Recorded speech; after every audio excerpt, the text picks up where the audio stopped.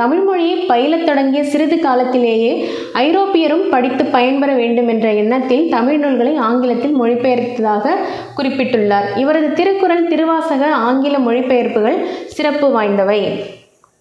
So இவர் தான் GU. Pope 1820 to 1908 வரைக்கும் இருந்திருக்காரு.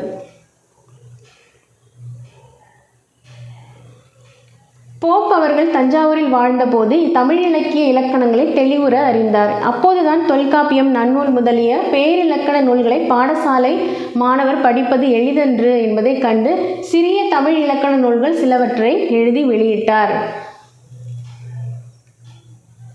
ஐரோப்பியர் தமிழ் மொழியை கற்றுக்கொள்வதற்குரிய நூல் ஒன்றை, தமிழ் ஹேண்ட்புக் எழுதினார். ஆங்கில மொழியில் எழுத பெற்றிருந்த தமிழ்நாட்டு வரலாற்றை தமிழில் எழுதி பதிப்பித்தார்.